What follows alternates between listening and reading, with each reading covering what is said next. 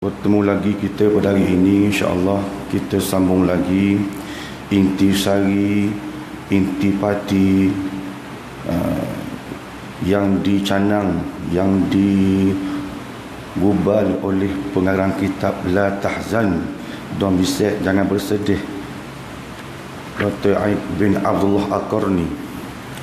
Intisari yang ke-9, teguhkanlah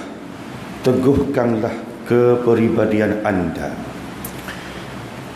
Jadi intisari ke-9 ini pengarang kitab mengatakan bahawa teguhkanlah kepribadian anda. Kita tengok teksnya, yakni jangan mudah mengenakan dan jangan mudah meniru-niru ciri kepribadian umat lain. Maknanya kata Syekh ini, jangan kita sangat mudah. Jangan mudah kita ini tengok orang tu kita ikut orang tu, tengok orang ni kita ikut orang ni. Jangan mudah.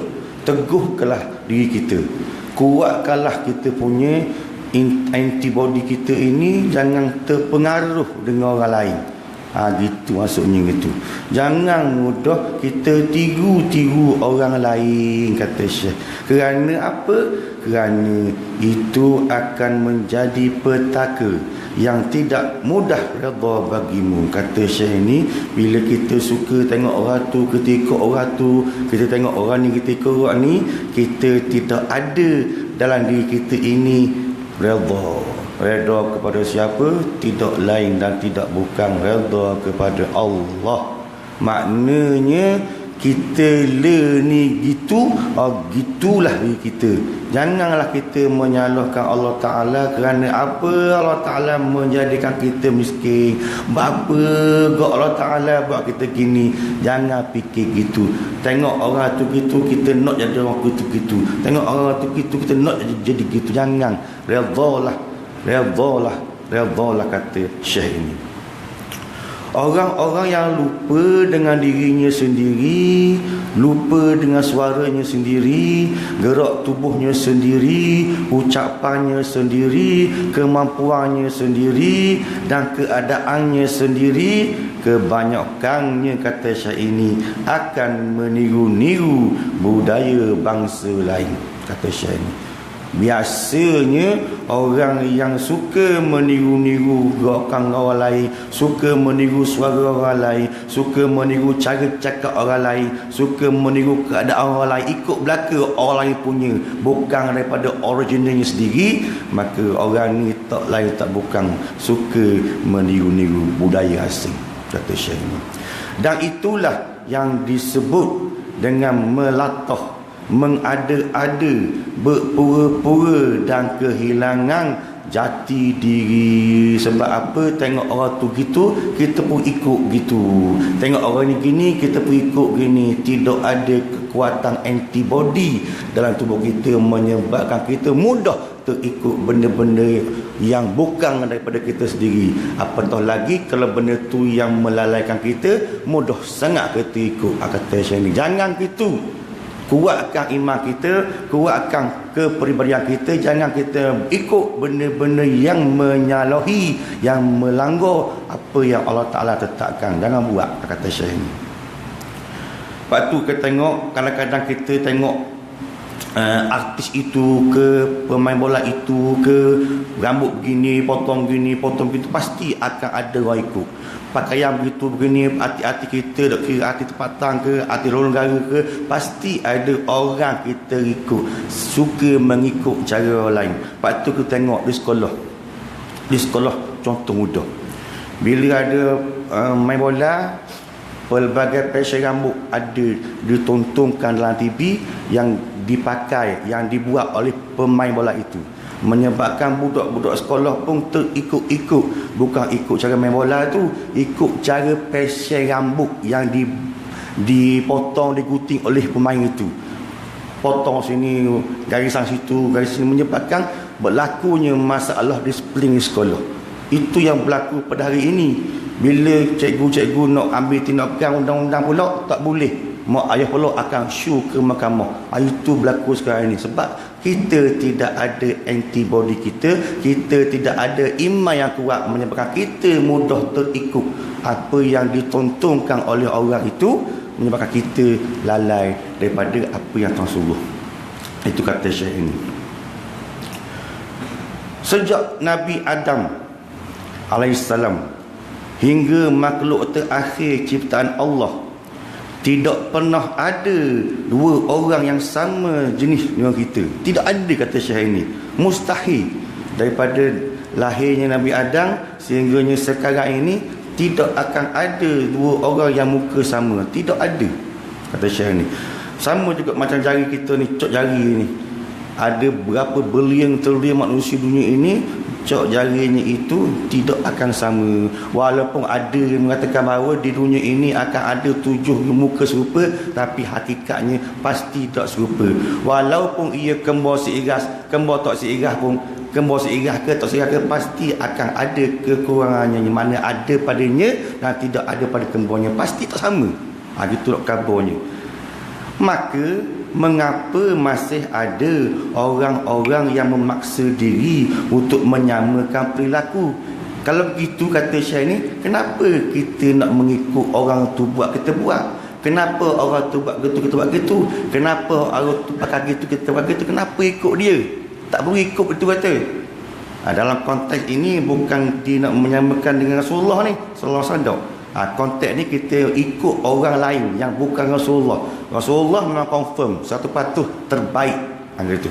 Ini konteks kata manusia-manusia ni. Patuh kata Syekh ini, anda kita merupakan sesuatu yang lain daripada yang lain. Kita ni merupakan sesuatu yang lain daripada yang lain. Tidak ada seorang pun yang mempunyai kita. Tidak ada seorang pun yang menyerupai kita dalam catatan sejarah kehidupan ini. Dulu ke, sekarang ke, akan datang ke, tidak ada orang yang sama dengan kita. Tidak ada, kata Syekh ini. Belum pernah ada seorang pun yang diciptakan sama dengan kita. Dan tidak akan pernah ada orang yang akan serupa dengan kita di kemudian hari. Mana depan ke, belakang dulu ke, sejarah ke, sekarang ini ke, memang tidak sama dengan orang lain. Mana kita adalah kita, kata Syekh itu. Sebab tu kita tengok, bila dikaitkan dengan kehilangan jati diri ini, kepribadian kita suka ikut-ikut orang ni dikaitkan dengan kehilangan jati diri. Sebab itulah kita tengok masa zaman abad ke-19, orang Melayu ini tuan empunya negeri kita ni. Dulu dipanggil Tanah Melayu. Bila Tanah Melayu ni, kita yang menguasai Tanah Melayu, tidak ada orang lain. Tetapi kenapa British boleh masuk ke Tanah Melayu? Sebabnya kerana kita sendiri terikut-ikut dengan budaya orang asing yang mari ke Tanah Melayu. Dia bawa candu ke sini untuk dia kerja dengan kuat-kuat. Dia torok kerja, dia pakai candu, dia guna candu, dia makan candu untuk dia kerja. Tetapi boleh ke orang Melayu, dia makan candu jadi lagu lain. Dia menyalahgunakan benda tu. Dia susul ni pula dengan kehadiran British ke Tanah Melayu, mengeksploitasikan benda itu, menyebabkan Tanah Melayu akhirnya tergadai ke tangan orang lain.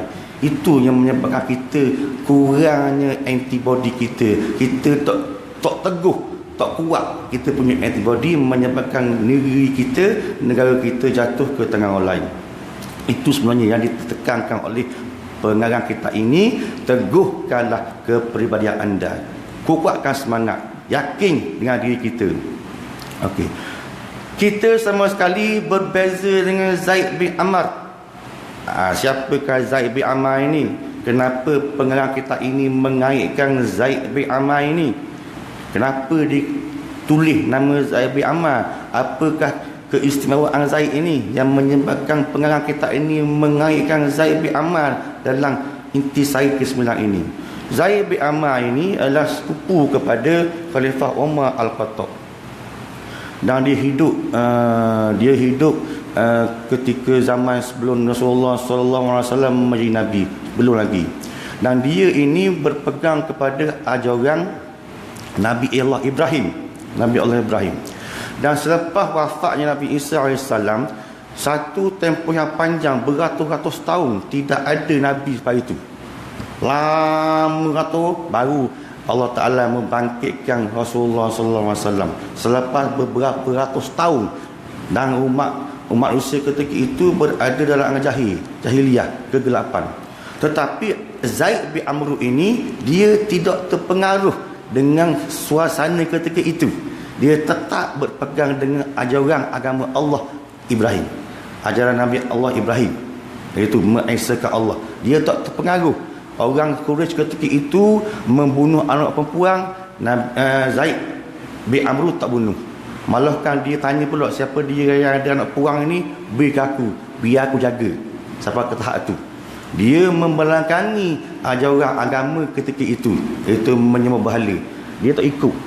Nak kabarnya Zaid ini, kenapa pengarang kitab ini mengaitkan nama Zaid? Kerana Zaid teguh imannya itu, dia tak terikut-ikut dengan suasana orang Quraisy ketika itu yang gelap, yang membelakangi Allah Ta'ala. Dia tak ikut pun. Dia tetap berpegang dengan ajaran Nabi Allah Ibrahim, iaitu mengetahui Allah Ta'ala. Walaupun Nabi Allah Ibrahim selepas itu Isa satu tempoh yang panjang Nabi, tapi Zaid bin Amr tetap berpegang dengan Nabi Allah Ibrahim, mengesahkan Allah. Nak kabarnya Zaid ini tidak sesekali membelakangi Allah, dan dia tidak akan menyembah selain daripada Allah Ta'ala. Cuma kita tak kata agama Islam ya, sebab Islam lahir pada Nabi jadi Rasul. Tapi dia kata agama Nabi Allah Ibrahim itu sama Islam juga. Lepas itulah nak kaitkan inti siri yang ke-9 ini, teguhlah kepribadian anda. Maknanya teguhnya kepribadian Zaid bin Amr ini, dia tak ikut ajaran yang dibawa oleh orang-orang Quraisy itu, yang mana jelas-jelas menyalahi apa yang Allah Ta'ala suruh. Kerana itu, kata Syekh, jangan memaksakan diri untuk meniru-niru kepribadian orang lain. Janganlah kita nak paksa diri kita ikut orang lain, tidak ada gunanya. Sebab itu bukan daripada original kita sendiri. Tetaplah berpijak dan berjalan pada keadaan dan perilaku kita sendiri. Maknanya kita buat apa benda itu daripada kita sendiri, bukan daripada orang lain. Sebab itulah kita tengok orang bukan Islam ni, musuh-musuh Islam ni sangat hebat. Dia suka mencari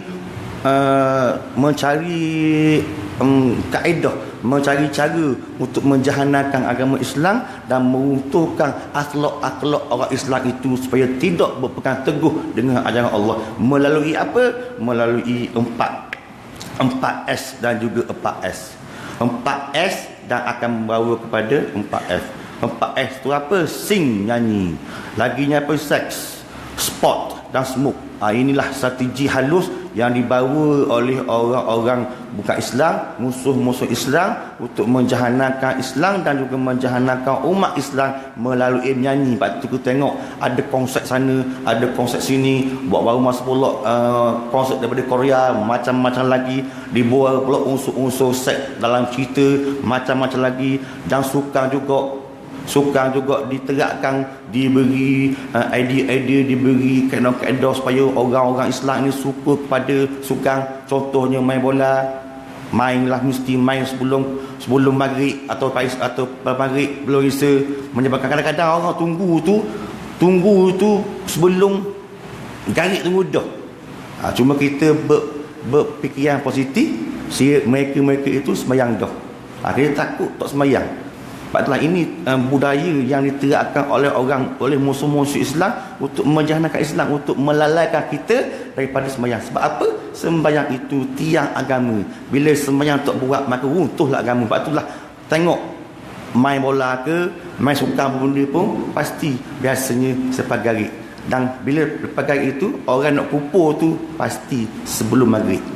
Dan takut laku begitu. Sebab akhirnya inilah yang nak tujuan dia untuk apa? Untuk menghilangkan keteguhan kepribadian kita sendiri, yang menyebabkan akhirnya kita lalai dan lupa kepada Allah Ta'ala.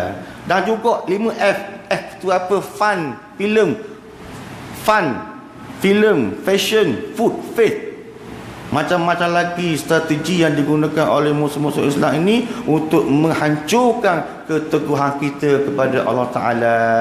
Macam-macam. Tapi tak nampak saja dia buat itu. Seperti mana kata orang tua-tua, mereka ini menarik rambut tak tepung. Rambut tak putus, tepung tak selerok.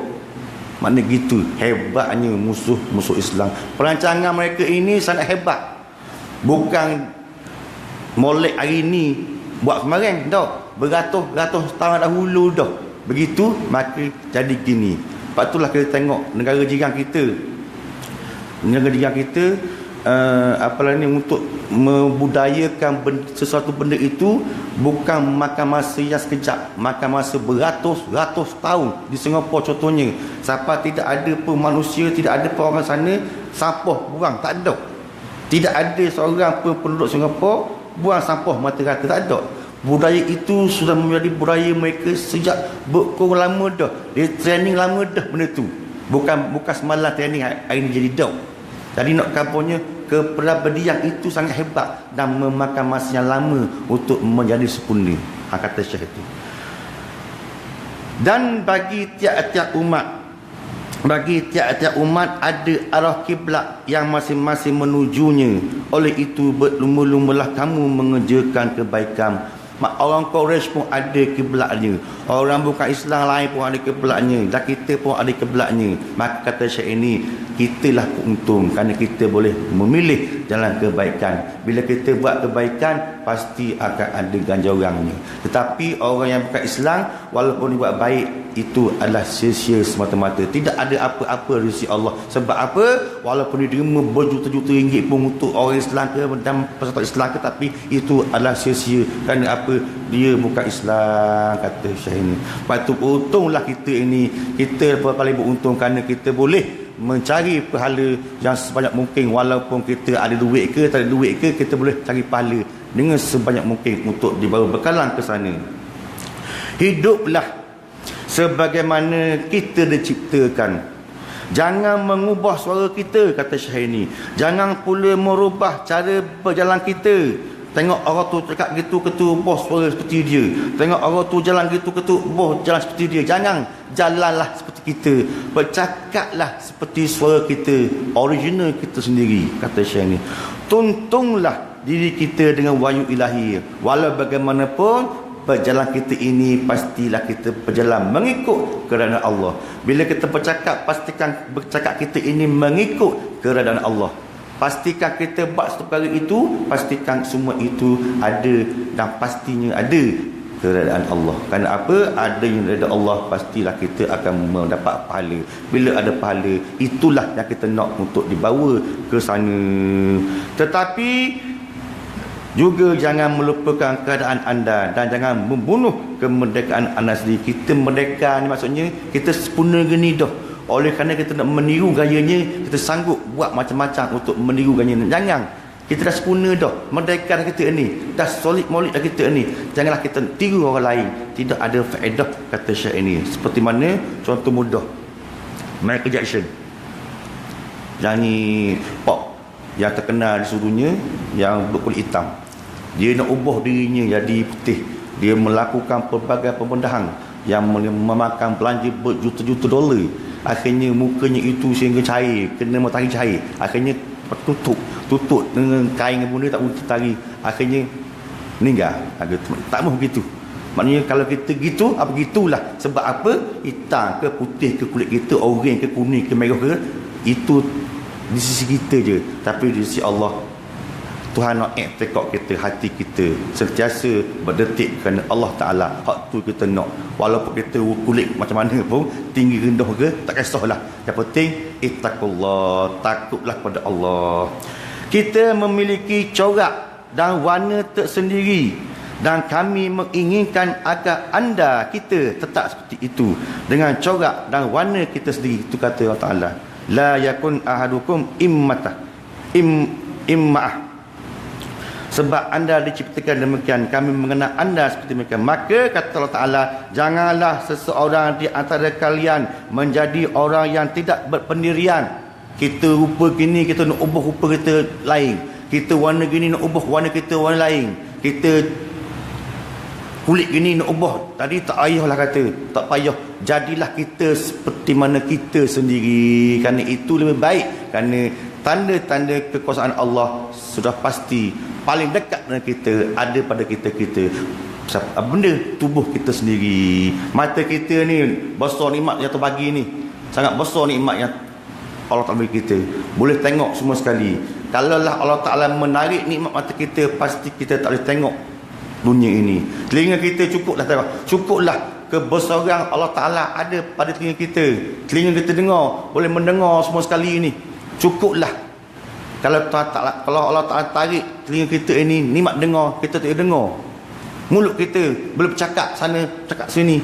Nikmat sangat besar. Kata kalau Allah Ta'ala tarik nikmat kita cakap, pasti kita dah cakap, oh sakitnya kita. Mana begitulah kata Syekh ini, teguhkanlah kepribadian anda dan redhalah dengan apa yang Allah Ta'ala berikan kepada kita.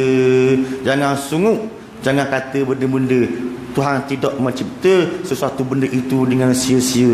Kerana apa? Yang pastinya ada hikmah yang tersembunyi di sebalik penciptaan itu. Sebab itulah kita tengok kadang-kadang orang mengandung, kadang-kadang gugur mengandung.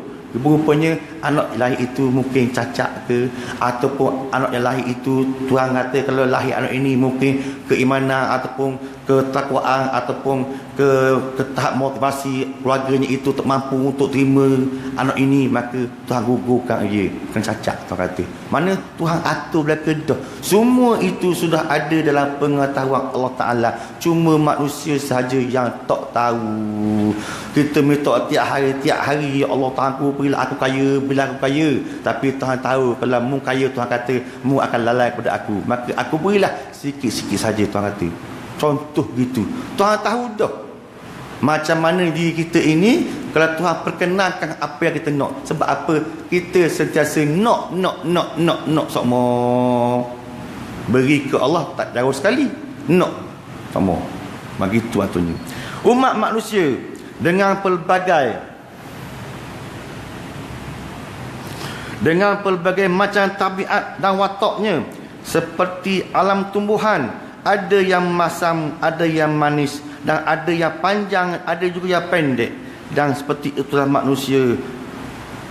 Seperti itulah seharusnya umat manusia. Janganlah kita berfikir yang sebalik-balik, yang tidak elok. Dan seperti itulah seharusnya umat manusia. Jika kita seperti pisang, kita tidak perlu mengubah diri menjadi jambu. Sebab harga dan keindahan kita akan tampak jika kita menjadi pisang. Maknanya kata Syekh ini, kalau kita begini, jadikanlah kita gini. Jangan kita mengubah lain. Dia mengaitkan perumpamaan, kalau kita pisang, janganlah kita nak ubah diri kita menjadi jambu. Ada satu kisah dalam TV tu, dia tu gagak yang hitam, dia tapak bangau putih, comel boleh terbang. Dia pun nak jadi seperti bangau putih itu, maka pun dia cari cat putih. Tapi perangai itu dia tak boleh ubah seperti bunga bangau yang baik hati. Perangai bunga bangau suka tolong orang, suka baik, dia tak boleh ubah. Tapi fizikalnya itu gagak yang hitam itu boleh ubah dari putih. Tapi sifat yang ada pada bangau baik dia tertinggi. Ini masuk Syekh ni. Janganlah kita mengubah diri kita dari fizikal ke dalaman ke luaran ke. Janganlah buat gitu, tidak ada faedah. Dan yang pastinya kita sudah melanggar sunatullah kita. Jangan buat gitu. Dosa-dosa dah melanggar sunatullah. Maka buatlah seperti mana sedia ada kita ini. Begitulah sesungguhnya perbezaan warna kulit, bahasa dan kemampuan kita masing-masing merupakan tanda-tanda kebesaran Sang Maha Pencipta, kata Syekh ini. Kerana itu janganlah sesekali kita mengingkari tanda-tanda kebesarannya. Kerana apa? Daripada hujung rambut ke hujung kaki ini ada tanda-tanda kebesaran Allah Ta'ala yang sangat hampir dengan kita. Dan mati juga, tanda-tanda mati juga ada pada kita sendiri, sangat hampir dengan kita. Kulit kita tegang dulu, sekarang kendur dah. Mata dulu nampak, mata rabun, hamba rabun ni tepatlah ni. Telinga dulu dengar, sekarang tak dengar dah. Gigi dulu banyak, kurang dah sekarang ni. tanda-tanda mati sudah hampir dengan kita, hampir berada dengan kita. Maka janganlah kita membuat satu benda yang kita beranggapan kita tak mati atau mati jauh lagi ke mana. Janganlah gitu. Sebab mati itu sesungguhnya datang dengan secara tiba-tiba tanpa mengenal sesiapa. Itulah kata Syekh ini, teguhkanlah kepribadian kita. Intisari ke-9 dalam buku La Tahzan, teguhkanlah kepribadian kita. Mudah-mudahan kita menjadi insan yang mempunyai antibody walau macam mana pun datangnya keedah, datangnya cubaan yang dibawa oleh musuh-musuh Islam, kita tetap teguh bersama Allah Ta'ala dan Rasulnya. Kerana itulah, dua benda itulah sunnatullah, kitab Allah dan juga sunnah Rasulullah yang kita boleh bawa ke syurga. Yang lain tak ada belaka, akan hancur belaka. Mudah-mudahan apa yang diperkatakan pada hari ini mendapat rahmat dan mendapat keberkatan dan mendapat faedah. Mudah-mudahan kita termasuk dalam golongan orang-orang yang diberi rahmat oleh Allah Ta'ala, dan matinya kita nanti mati dalam keadaan baik dan dijauhkan kemati kita ini dalam keadaan yang mengaitkan kita. Assalamualaikum warahmatullahi wabarakatuh.